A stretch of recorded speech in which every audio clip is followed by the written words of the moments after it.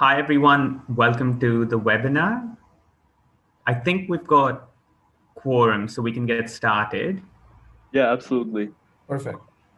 Delegates, we'd appreciate if you could welcome the honorable presence who is with us today, Dhruva sir. He's a three times international level debater.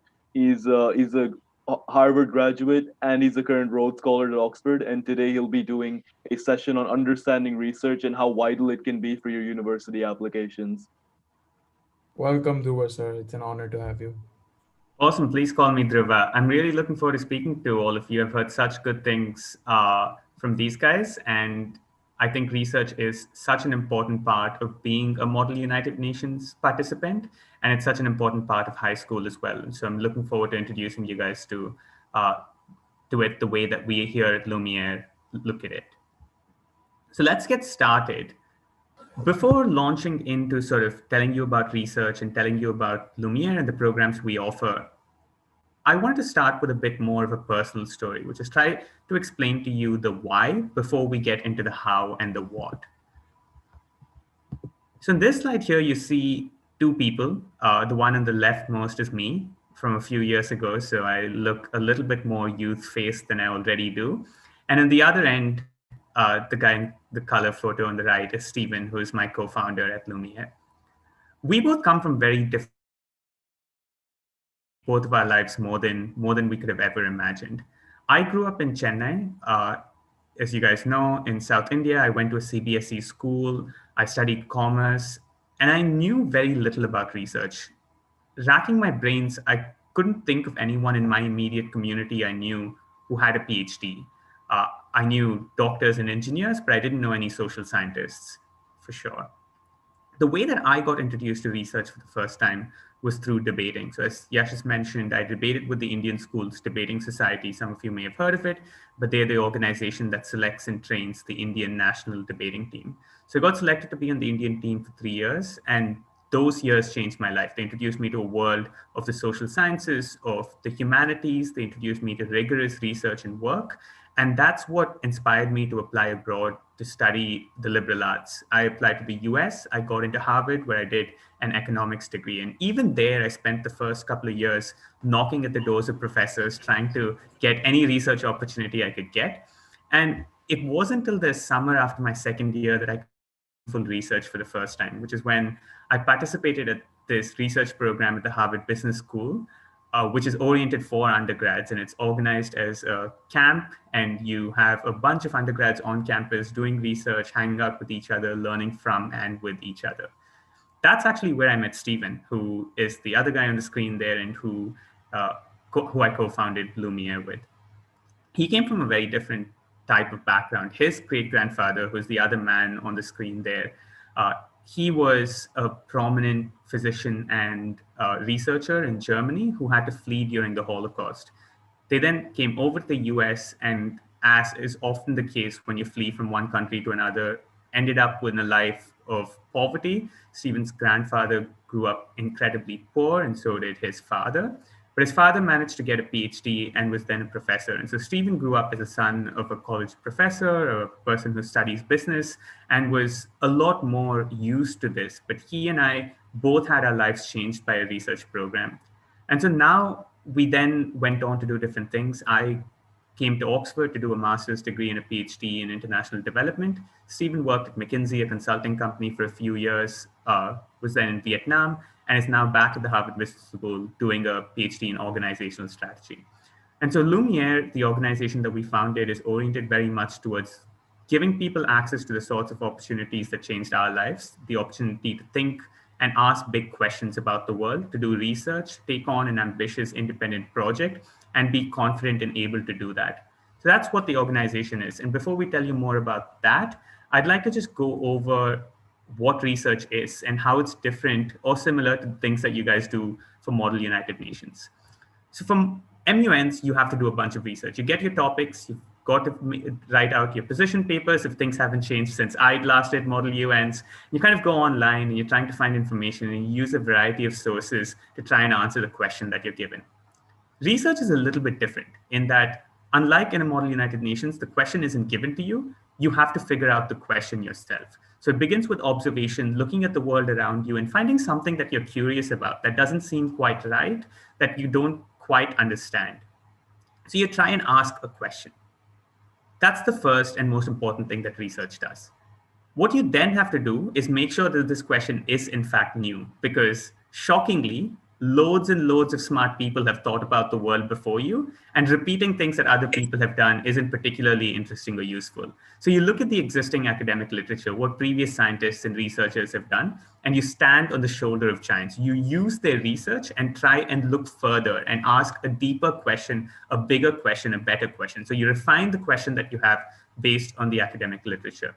You then go away and write your research paper, do your analysis, and then submit it to journals. And it then gets peer reviewed, which is what further differentiates research in academia from research for a model UN, which is that the model UN, you can get away with saying a lot of things if it isn't challenged. But in an academic journal, when you're trying to publish, you have other professors, other people who are experts on this topic who review your article. So you have peers looking over your article and trying to figure out what you can do to make it better, what mistakes you might have made, what holes you might have left. So they review it as peers and give you feedback, and you then improve it, and then you submit it again to the journal. Finally, in terms of how you measure the impact, for a lot of the research that you come across in newspapers or in magazines, the way that they would measure their impact is by the number of people who view the paper. Research is only useful if other people build on it and it adds to the knowledge that we have as a society. So what researchers care about is not actually views, but citations. So a citation is when you refer to a paper that has already been published in your own academic work. And so what a professor does when they publish their research is that they want other people to read it and then act on it and talk about it and bring their ideas into conversation with each other. So the way you measure impact is by the number of citations you have rather than views. So this is a number of different ways in which academic research is different to the kind of research you might do for a model UN or even for a school project. What then is the academic research process? We've gone through some of it, but broadly, you begin with a question, you analyze the data or review the literature, depending on the kind of paper that you're writing, and then you write it up. So this here is Stephen's senior thesis from undergrad, which was about social networks and comparing online and face-to-face social networks. You then have something to begin with, but you need to make a lot of edits. And so most of the writing is actually in the rewriting process. And so you revise it, get feedback, and then you submit it to a journal. That then goes through the peer review process, which can take months. And so people give you feedback on it, tell you what to change, and then you get it published in a journal, which is what ended up happening to Stephen's undergrad thesis, which is incredibly, incredibly rare and super cool. And finally, obviously, it's important to get the word out to academics. You love that that happens, you get the citations and you're happy, but you also want to get it out into the real world, so to speak. And so you take the paper that you've published or the research that you've done and try to get it out into more regular publications that people read. So you've got it on the Freakonomics blog or The Economist, which are places where Stephen's research has been cited. So this is sort of the process in terms of what is ideal for a research paper and how you get your knowledge that you create out into the world. There's also a whole bunch of different types of research. Before I dive into that, I'm going to pause for a second and see if people have questions on the things that I've talked about so far, which is what the research process in general looks like. Feel free to throw questions in the chat or ask them. You can just unmute yourself and ask them if you'd like.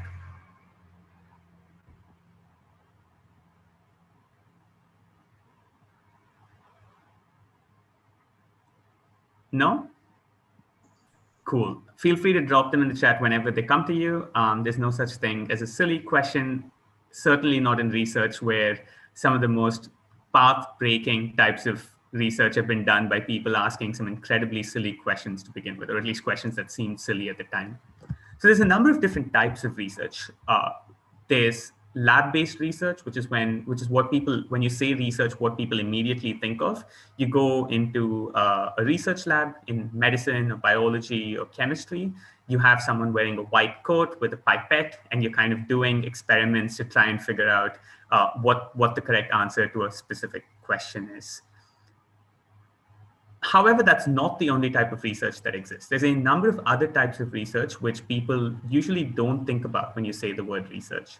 I'll touch on all of those in a little bit more detail because I think they're less well known. So there's quantitative research, which happens across economics, political science, business, and strategy. And this is where you take quantitative data that has been collected, things like surveys, things like data of temperatures, data of traffic patterns, any kind of quantitative data that measures human activity. And then you try and figure out patterns within that data. And you try and think really hard about how you can use that quantitative data to say that X causes Y or X influences Y. And that then is used to make an argument about how the world works and how it should change. So that's how quantitative research works. You use a quantitative data set and you use data analysis tools like Stata or R or Python, which are all coding programs, to try and investigate the patterns within the data. The third type of research that often happens is theoretical research. And theoretical research actually happens in a whole bunch of disciplines. It happens in the more quantitative disciplines like economics and math, but it also happens in the more humanistic disciplines like philosophy. And what theoretical research says is rather than trying to engage directly with real world data or real world observations, what we're going to do is try and come up with a theory about how the world works on the whole. In the case of economics or math, this involves coming up with a whole bunch of mathematical equations which try and explain the way that the world works by saying this is an equation that describes the way that firms take decisions. This is a set of equations which describe the way that a household makes decisions. And by using complicated calculus, we're going to be deriving relationships between the two. In philosophy, this could be a theoretical paper which says, here's how we think humans ought make decisions, where we engage with literature that compares utilitarianism, which is one type of moral thinking, with deontology, which is another type of moral thinking, and try and reconcile the two in some way. It could even happen in other fields of the humanities, where in English, you draw a theory where you say, this is how I think that writers of a particular period addressed gender. And so these are all theoretical because what you're doing is developing a theory about how the world works using not necessarily quantitative or qualitative data, but more your observations about the world and logic about how things work. The final type of research that I want to focus on here is qualitative research. Qualitative, as opposed to quantitative, says rather than looking at data in the form of numbers, we're looking at data in the form of words, stories, articles, images, all of these things which can't be easily quantified and pushed into sort of coding programs to try and make pretty graphs. And so you really think hard about how do these stories that you've read or these articles that you've looked at, how do they interact with each other? What are the patterns that occur over and over again? How do they fit into other things that you know about the world? And so by engaging really deeply with this qualitative sort of data, you can get a pretty deep understanding of both how human beings work as well as how society works. And so it's very common in fields like anthropology, sociology, English, history to do qualitative research. So these are the broad types of research. I would say that there isn't really any sort of hierarchy between these. These are all different ways of getting at what's the truth out in the world. And some of these suit different disciplines better. Some of these suit different people better, just how they think and how they operate. And so these are all variations of research that you could be doing in high school and beyond. I know someone had their hand up with questions. I can't see this person's hand anymore. But if you have your question and want to ask, feel free to ask now. Was it Prathamesh? I think it might have been Prathamesh. Yeah, I believe so. Delegates, feel free to ask any questions you may have. This is an amazing opportunity. Just a second, we have someone coming in. All right. So please do so. This is any questions you ask. You'll get a great response. And trust me, you're going to get to learn a lot. So definitely ask all your questions. There you go, Prathamesh. Yeah. Hello. Hi, how are you doing? Fine. Sir, I want to know how can we do research on rocket science? Means what are the best institutions in the world? That's a great question. I'm not sure I have a very good answer to that right off the top of my head because I'm not as familiar with rocket science research. What I will get to is talk about Lumiere and the types of research you can do with the organization that I run. And you'll see that one of the things that does come up a lot is sort of astrophysics, rocket science, those sorts of fields as a field that people do research in. So let me get to that in just a second. But in the more general sense, in terms of which universities out there are particularly good at that, I'll have to look it up myself and get back to you. So if you give me your email address, I can take a look online and drop you a line. Thank you, sir. Yes, of course. Great. Now let's get into the meat of it, which is why in high school should you do research? There's a number of benefits that you get out of doing research for yourself. You really understand a field better. You get to do something exciting. You get to think about the world and understand it and ask and figure out basically why things work the way they are and how you can make it better. You also do a whole bunch of things that are important from a personal point of view, and that you learn how to work harder, you learn how to be ambitious and manage your time, you learn how to think creatively, you learn how to read and write with very careful attention to detail, all of which are awesome. But it's also true that many of you have your eyes on the prize of getting into a good university. And a question that often comes up is how research helps in admissions. And here I just want to talk about three different things that research does in the admissions process when you're applying to universities, especially in the United States. The first thing it does is that it helps you set yourself apart. Because recognize that loads of students applying to top universities have good grades. Loads of them have done debating and Model United Nations. What many of them haven't done is actually take the time to think deeply about a topic and create and add something new to the world's knowledge about it, to do a big sort of 20-page research paper which can help set themselves apart and demonstrate that they are truly intellectually curious, truly hardworking, and truly passionate. The second thing it does is you connect with future advocates.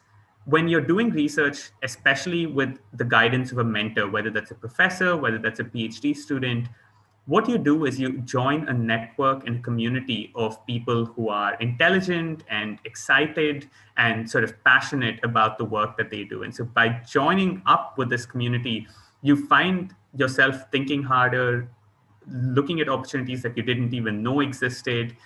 You get sort of recommendations and you get encouragement and suggestions, all of which are really helpful in as you go into the journey of admissions and writing all of those application essays and submitting them.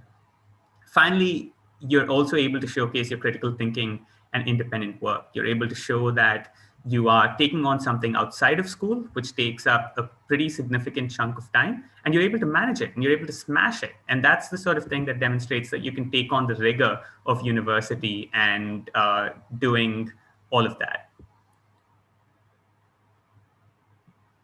Awesome. I've got a couple of other questions in the chat, which I'll talk through. One is about if you want to go, if you know you don't really want to do research in the long term, but say you want to go into the corporate sector, you want to go into business, you want to do work at a nonprofit.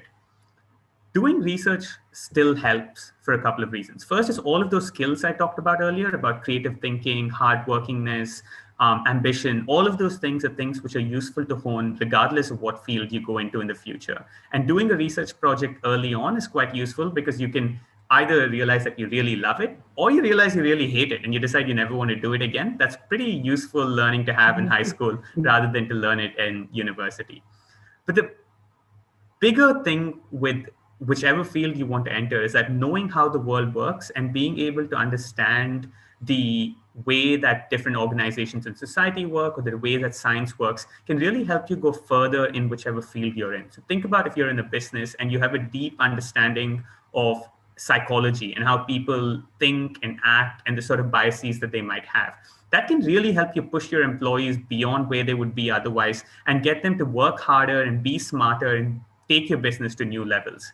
Imagine if you're running a nonprofit and you have a deep understanding of sort of, say, food chemistry, and you really know how what sorts of food are the most nutritious, how to improve the nutritional content of food. You, as the head of a nonprofit, are much better placed to fight something like poverty, to fight hunger and do hunger alleviation efforts if you've understood the research within that field, where you can talk to scientists and talk to experts in the field as a peer, as opposed to someone who has never encountered this sort of stuff before. So even if you know that you don't want to do research in the long term, it's still something that is pretty useful for you to do. I've got a second question which says, if you can't apply abroad, either because you don't want to go or because your parents can't support you or won't give you permission, is it possible to do all of this staying in India? Absolutely. There are some excellent research institutes in India as well. And more of them are coming up. So you have, if you're in the sciences, you have places like IISC. You've got, if you're in the social sciences, you've got places like the Tata Institute for Social Sciences. You've got new universities coming up like Ashoka and Jindal and Kriya, all of which have a real focus on good research and bringing in good faculty. So it's definitely possible at the university and beyond level to do research. At the high school level, I'm not going to lie, doing research in India is quite hard. Finding those opportunities is not easy. I know so many students have spent ages emailing professors or institutions trying to get a word in. It's quite tough, which is sort of the reason why we started this organization to begin with, because there was a gap where students were hungry to do research but didn't have opportunities. So I'll go a little bit more into the sorts of opportunities that Lumiere presents you. So even some teachers also, they also tell that don't waste your time here. You can study. You will not get chance anywhere. Don't do these all. They only don't support us. So then how can we do all this by our own? That's a great question. And I think you've got to make the case to them as to why research will help you, not just outside of school, but even with your school subjects. Because if you are able to work with a research mentor on a project in biology that goes into a great level of depth, then your ability to understand and deal with high school biology in your tests and exams is so much higher now that you've got this greater level of knowledge. Once you learn how to work hard and write a 20-page research paper, writing a shorter essay in English is much easier now that you know how to do this and you've thought about your language and all of that. So I think it is on you to really understand why you want to do a program, say whatever it is, whether it's Model United Nations or debate, and be an advocate for yourself with your teachers and try to convince them about the importance of it. Often what I've discovered, and this at least one or two teachers who are supportive of these sorts of things. So finding them and getting them over to your side is also quite helpful in convincing the school overall that doing a program like this is quite useful. Finally, even if the school isn't super comfortable with you doing this, there's loads of things that you can do on your own time where you can find these opportunities, or you can do it independently by yourself without even ever involving the school. So I think there's lots of things that you can do, even if you're not in the most supportive environment ever. Though I wish more students were in an environment where teachers and schools would support them. We've got another question, which is fantastic, which is, do you have to pursue science or take the science stream to do research? Absolutely not. If you were following along to the sorts of examples I was using all throughout this presentation and the types of research that exist, which I pointed out earlier on, some of these are in the sciences, in STEM, but there's a ton of them in the humanities, whether you want to study English, history, philosophy, if you want to study anthropology, sociology, economics, political science. There's research in every field imaginable. And the research that you do looks a little bit different based on which field you're in, but you're absolutely not constrained to doing research, to taking science if you want to do research. In fact, I was a commerce student myself in 11th and 12th. I studied at a CBSE school in Chennai. Great. So let me tell you a little bit more about the Research Scholar program, which is sort of the flagship program that we run here at Lumiere. This is a 10-week program where you are matched with a top research mentor in your field. So these are your mentors are PhD students from top universities like Harvard and Yale and Stanford and Oxford. And they work with you one-on-one for a period of 10 weeks to develop a 20-page research paper. So they meet with you in the first week where you just tell them about your background, your interests, and so on. The following few weeks, you explore the topic. You read the seminal, which means the most important papers in that field, the basics, and get an understanding of where the research is at. And then the final 6 weeks of the program is where the magic really happens. You come up with your own research question and then your research proposal, and then you write this paper doing your own analysis or your literature review or whatever type of paper it is that you want to do. And the entire program is structured around giving you the support that's needed to do that. So you've got your one-on-one meetings with your mentors where you get the feedback, but you also have workshops where you're taught about what research looks like and different tools that you can use for research. You have a writing coach who gives you feedback on your writing and helps you improve your writing. You've got a program manager who communicates with you, figures out things like deadlines, talks to your parents, and keeps them in the loop and does all of that. So this is the flagship program, and we've had over 50 students do this program now, and they've really, really enjoyed it. And I would say that if you were if you were in the 10th to 12th grade, you've got a keen interest in research and you want to explore a subject deeper, then this is a great fit for you. Next cohort, so these dates are from a previous cohort, but our next cohort's deadline is November 15th, and the cohort starts at the end of November. So if you're interested, I'll share the website as well as the email address in the chat, and you can take a look at it. I'll pause there. Do you guys have questions about doing research in high school and about this program in specific? Just to add on, I see to all our viewers on YouTube right now, if you have any questions, I'm looking at the YouTube chat, so I'll be more than happy to forward them on to Dhruva sir. So please do post them there as well. Awesome. We've got a ton of research topics, and Namrata, to answer your questions, we've got people studying everything from the sociology of protests in Hong Kong to how gene editing technology can fight cancer, to art history and how the environment is represented in ancient Indian artworks. So just really the sky is the limit in terms of what you might be interested in doing research on. I would love to give a personal anecdote over here. I'm sorry to interrupt you, Dhruva sir. Go for it as well. Someone who's passionate about MUN and has pursued MUN for a long time now. I saw a clear connection between Model UN and just more than what the skills it develops in delegates than what is expected out of it. So the expectations of obviously public speaking, confidence, negotiation, but there are other soft skills, intrinsic skills that MUN does develop without you consciously noticing it. So I saw that connection and thought that this was something I could research on, and had a very little amount of literature actually available to see this connection, right? And I further deepened it into how it makes a good business student, since I'm going to pursue business in university. And yeah, so that's about it. Like, you can do whatever you wish to about research as long as you're passionate about that topic, and then you want to dive deep into whatever connection that you see. And opportunities like these, such as where you're actually connected to an actual PhD student or a research scholar, such as the ones Lumiere provides, those can really accelerate your path towards it and ensure that the research you're doing is concrete and at a professional level. Absolutely. Thank you so much for that, guys. Yeah, I've had friends do research on everything from sort of gender differences in debating all the way to, how monkeys in a particular country act and form communities. So just genuinely all types of topics.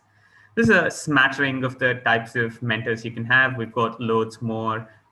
This is just a sampling, and you can find these on the website as well. The final thing I wanted to talk about was just the different sorts of programs we have. So the one that we've talked about so far is the one in the middle there, the Lumiere Research Scholar Program, which is our flagship program. It's 10 weeks, one-on-one.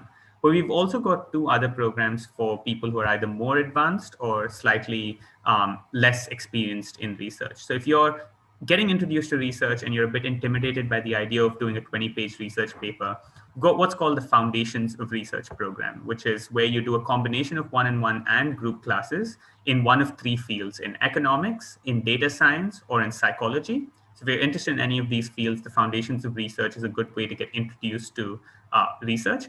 And the output of that is a 3-page research proposal. So you basically talk about the research that already exists in the field and then how you are going to do the research, but you don't actually do it yet because you're still learning the processes of it. And you can then go on and do the research by yourself, or you can continue on with us to do the program. if you've already got a paper that you've written, either for school or because you're a giant nerd like me and you just spend time writing papers, you can apply to the publication program where we work with you on getting it to the next level on editing it, writing, improving it, and submitting it to college or high school level journals if that's something that you're interested in. So this is the sort of set of programs that we've got. And once again, all of these programs, the next cohort starts at the end of November, and the application deadline is November 15th. So if you're curious about how to apply, if you submit a written application, I'll share the link out soon. You then get called in if you're lucky, not lucky, if you're talented, if your application shows promise, to an interview. We interview you, we figure out if you're a good fit for the program, who a good fit in terms of the mentor would be, and then we make you an offer. If you like the mentor and you're willing to go on with the program, you then pay a deposit to stay in the program, and you get connected with your mentor and you kickstart the program and the 10 weeks of the program, whichever one you're in. In terms of what makes a strong candidate, I know some of you might have looked at all of this and been a little bit intimidated because you are sort of like, this is all words that I don't know before. This seems to be sort of Harvard and Yale grads. Let me promise you that the majority of the students who do this only have limited research experience when they begin. What we're looking for are people who are really good students. We absolutely want academic excellence.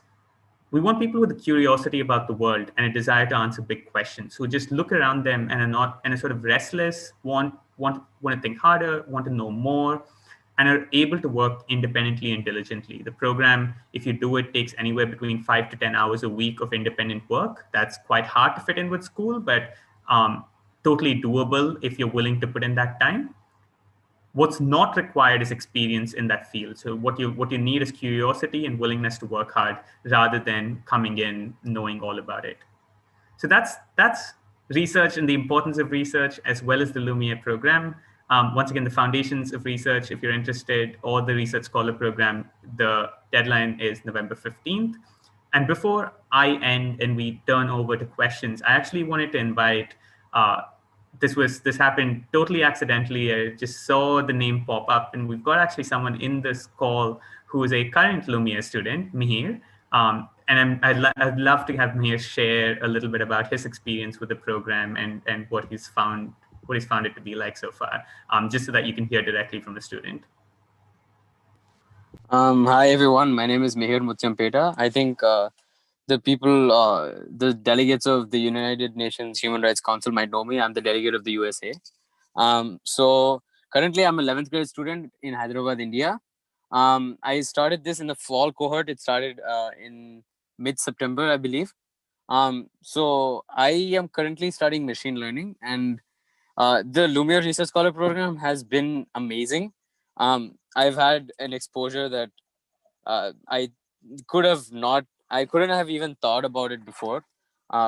So my mentor is a PhD student at Wharton Business School, and he was mentoring me in specific statistical models.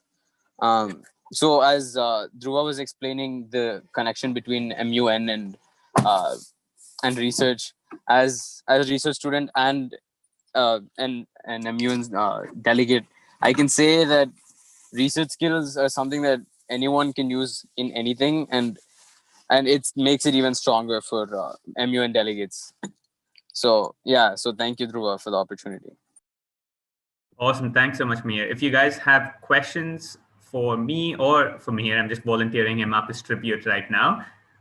We've got some more time still, so please feel free to put them in the chat or just unmute yourself and ask them. Dhruva, sir, there's a question that popped up on the YouTube live. It says, are there any scholarships, as the program seems expensive? Yeah, so the program is paid because we want to compensate our mentors and make sure that these people that, these really, really experienced folks, their time is being valued, and all of the things that we can add on top of it, like the workshops and the writing coach and all of that, add to sort of the structure of it. That said, we are really committed to trying and making research as accessible as possible. So we do have financial aid programs. It's offered on a case by case sort of need basis. What you do is put in an application just like everything else. We put a question in the form which asks if you are interested in applying for financial aid and what your circumstances are. And based on that, we will consider each of these cases and offer anywhere between, we've historically offered between 10 to 80% financial aid on these programs. So that's definitely an option on the table, and please don't let that deter you from applying. Perfect. And so there's this other question that says, is it same, are these courses like the EDX or Coursera courses that have been offered online? I mean, this delegate, I think, is wanting to ask if the courses would be interactive or would they be informative based, and they could access them like courses on EDX and Coursera. Yeah, that's a really good question. I've my understanding of the EDX and Coursera courses is it's mostly recorded lectures, which you just kind of watch, and then maybe you do some assignments on the side. This is totally different because you are doing most of your time in either small groups or one-on-one if you do the research scholar program. You're getting an hour a week where you're talking to this incredible mentor face-to-face, learning how to argue better, think better, getting feedback. And so you absolutely, I think it's a very different experience. The second way it's different is when you're doing edX or Coursera, it's all about sort of downloading the information and learning about things.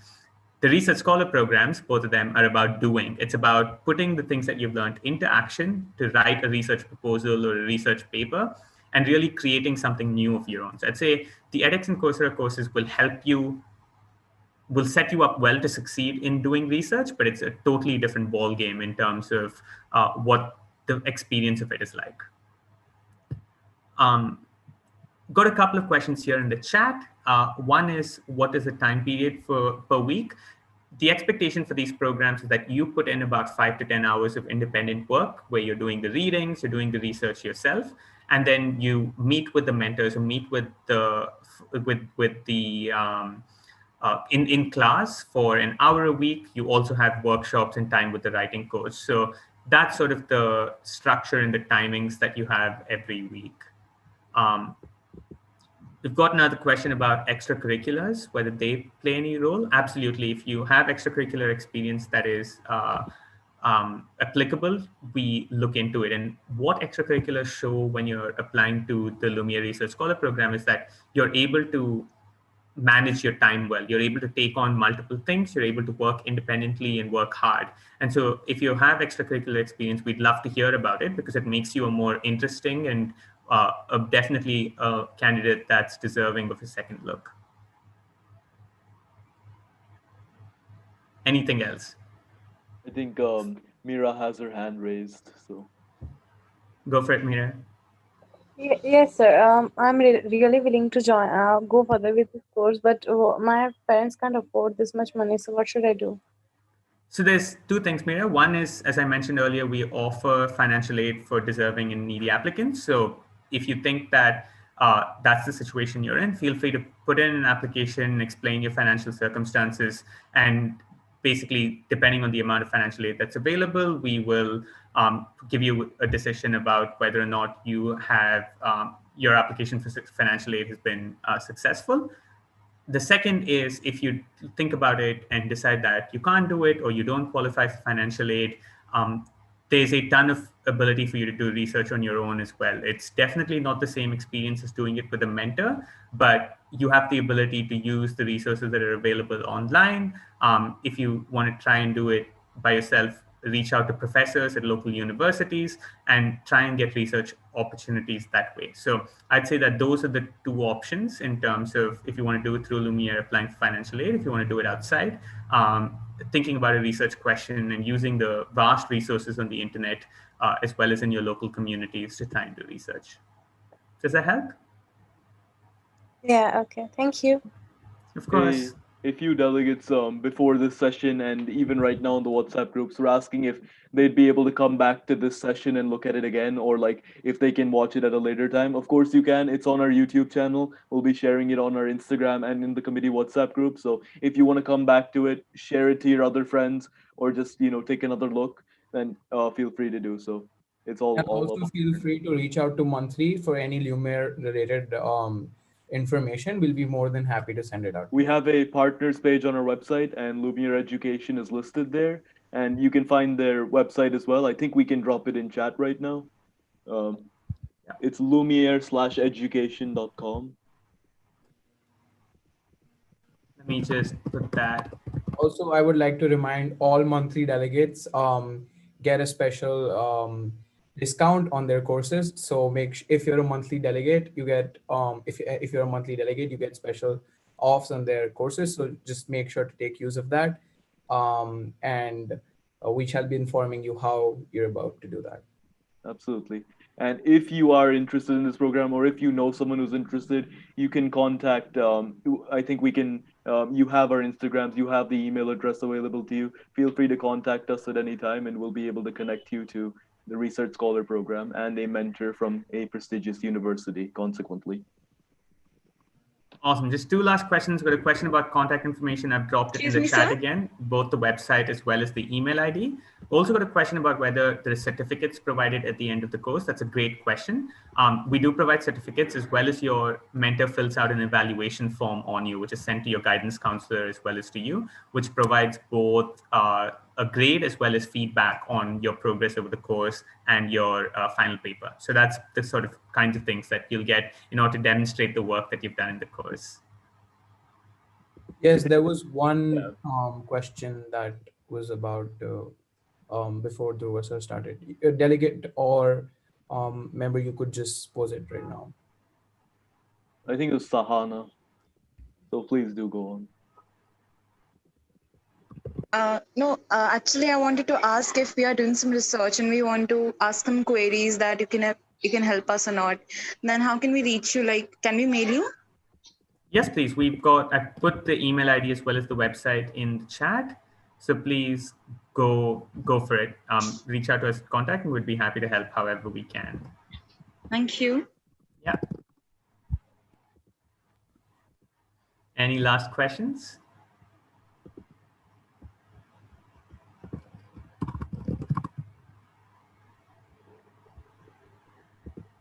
Awesome. If there's nothing else, good luck with all of your Model UN school activities. You guys are part of such an amazing community here at MUNthly, and it seems like you've got a really keen and intelligent group of people. I hope this was useful. I see the react there, Safa. Awesome. I hope this was useful and it introduced you to research opportunities and ideas that you might not have known before. And if you have any questions or if you're interested in applying, once again, the contact details are below. Our website is lumiere-education.com, and we're looking forward to hearing from you. Yep, and thank you so much, Dhruva, for coming here today. It's been such an honor meeting you. And I think all our delegates, all our viewers on YouTube, whoever they might be, really appreciated this session. So thank you from the bottom of our hearts. Thank you so much, guys, for having me. Thank you, I'll sir. stick around for a few more minutes in case